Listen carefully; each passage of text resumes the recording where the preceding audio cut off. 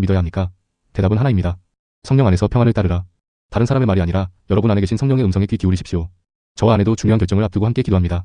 원하는 답과 다른 응답을 받을 때도 있습니다. 그러나 우리가 원하지 않았더라도 성령께서 주시는 평안이 있다면 그것이 정답입니다.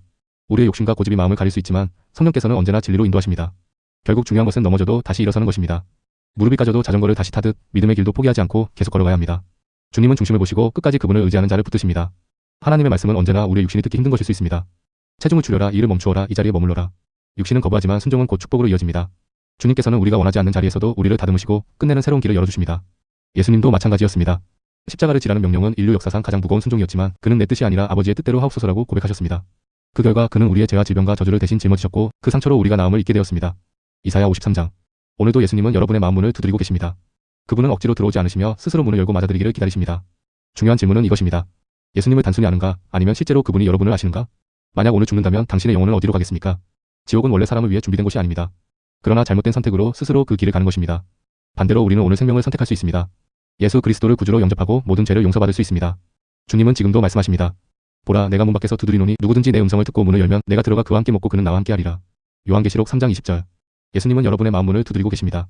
하지만 강제로 들어오지 않으십니다. 우리는 자유의지를 가진 존재이기에 스스로 선택해야 합니다. 오늘 당신은 생명을 택할지 아니면 영원한 멸망을 택할지 결단해야 합니다. 만약 오늘 밤 당신의 삶이 끝난다면 어디에서 영혼을 보내시겠습니까? 하늘입니까? 아니면 지옥입니까? 지옥은 사람을 위해 지어진 곳이 아닙니다. 그러나 잘못된 선택은 우리를 그곳으로 이끕니다. 반대로 오늘 예수님을 받아들이면 당신의 이름이 생명책에 기록될 것입니다. 혹시 지금 마음속 깊은 곳에서 뜨거운 울림을 느끼신다면 그것은 우연이 아니라 하나님의 부르심입니다. 오늘 바로 결단하십시오. 이제 제가 인도하는 이 기도를 마음을 다해 따라하십시오. 예수님, 저는 하나님의 아들이신 주님을 믿습니다. 저를 위해 십자가에서 죽으시고 사흘 만에 부활하셨음을 믿습니다. 저는 죄인입니다. 저의 죄를 용서해 주시고 모든 불의에서 깨끗하게 하여 주옵소서. 오늘 제 삶을 주님께 드립니다. 저를 새롭게 하시고 제 이름을 어린 양의 생명책에 기록해 주옵소서. 이제부터는 세상과 죄를 따르지 않고 오직 주님만을 따르겠습니다. 예수님의 이름으로 기도합니다. 아멘. 지금 이 기도를 진심으로 드렸다면 하나님께서 여러분을 자녀로 받아주셨습니다. 주님은 두 팔 벌려 여러분을 맞이하시며 성령께서 여러분의 삶을 깨끗하게 하시고 새로운 길로 인도하실 것입니다. 여러분이 오늘 예수님을 영접했다면 이제 다음 걸음을 내딛어야 합니다. 가까운 복음적인 교회를 찾아가서 목사님께 저는 유튜브 방송을 통해 거듭났습니다. 이제 물침례를 받고 주님께 전적으로 헌신하고 싶습니다. 라고 말하세요. 물침례는 단순한 의식이 아니라 내가 옛사람을 버리고 예수 안에서 새 생명으로 태어났음을 선포하는 것입니다. 그리고 교회 공동체에 꼭 연결되십시오. 줄 예배, 수요 예배, 성경 공부 모임에 참여하며 믿음을 키우십시오. 매일 성경을 읽고 기도하며 하나님과 교제하는 시간을 가지세요. 하나님의 말씀은 여러분을 안에서부터 변화시키고 새로운 길로 인도할 것입니다. 예수님을 영접한 이날은 인생의 가장 중요한 날로 절대로 잊지 못할 순간입니다. 보라, 이전 것은 지나갔으니 새 것이 되었도다. 주님은 여러분의 과거를 씻으시고 새 출발을 주셨습니다. 이제 매일 이렇게 고백하세요. 주님, 나는 주님이 필요합니다. 제 모든 것을 내려놓고 주님께 순종합니다. 제 힘으로는 살 수 없으니 오늘도 주님을 의지합니다. 이 고백이 여러분을 끝까지 지켜줄 것입니다. 주님은 여러분이 늘 주님께 나는 주님이 필요합니다 라고 고백할 때 결코 떠나지 않으시고 끝까지 붙들어 주실 것입니다. 많은 이들이 올해가 교회의 휴거이다라고 주장하지만 성경적 주기를 살펴보면 맞지 않습니다. 성경에서 말하는 야곱의 환난은 7년의 세미타 주기와 연결되어 있습니다. 세미타 주기는 7년 단위로 흘러가며 하나님은 그 질서를 따라 역사하십니다. 따라서 환난은 세미타 주기의 시작과 함께 시작해야 합니다. 이스라엘이 독립한 1948년을 기준으로 계산해보면 2028년이 새로운 세미타 주기의 시작점이 됩니다. 그렇게 2025년과 같은 시점은 주기와 맞지 않습니다. 성경의 예언은 임의의 해를 고르는 것이 아니라 하나님의 시간표에 따라 움직이는 것입니다.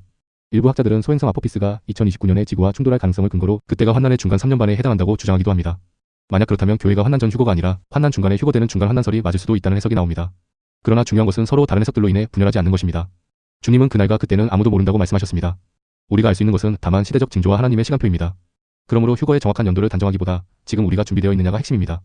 저는 휴거가 세미타 주기와 맞물려 2028년에 시작될 가능성이 크다고 믿습니다. 성경의 질서와 주기 그리고 지금까지의 가르침을 볼 때 2028년 러시아 하샤나를 기점으로 7년 환난이 시작될 수 있다는 것입니다. 그렇다면 앞으로 우리에게 주어진 시간은 약 3년 남짓한 부흥의 창입니다. 이 기간 동안 가능한 한 많은 영혼을 주께로 인도하는 것이 우리의 사명입니다. 물론 해석과 학설은 다양합니다. 어떤 이들은 환난 전 휴거를, 어떤 이들은 중간 휴거를 말합니다. 저는 분열을 만들고 싶지 않습니다. 중요한 것은 날짜 계산이 아니라 늘 준비된 삶입니다. 주님이 언제 오시든 우리의 기름 등잔에 불이 꺼지지 않도록 준비하는 것, 그것이 교회의 본분입니다. 그러므로 지금 우리는 이 시간을 허비하지 말고 복음 전파와 영혼 구원, 그리고 회개와 순종에 집중해야 합니다. 남은 날은 길지 않습니다. 그러나 그 짧은 날 안에 주님은 놀라운 부흥과 기적을 예비하셨습니다. 사랑하는 여러분, 오늘 함께해 주셔서 감사합니다. 혹시 이 메시지가 마음에 와닿으셨다면 구독과 좋아요, 알림 설정을 눌러주셔서 함께 기도의 동역자가 되어주세요. 저희는 신앙 논쟁을 위한 채널이 아니라 기도와 부흥을 위해 세워진 채널입니다.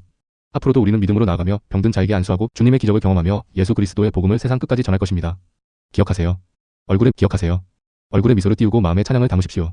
무엇보다 예수님은 여러분을 사랑하시고 저희도 여러분을 사랑합니다. 최고의 날들은 아직 오지 않았습니다. 하나님은 여전히 살아 역사하시며 앞으로 더 큰 기적을 준비하고 계십니다. 감사합니다.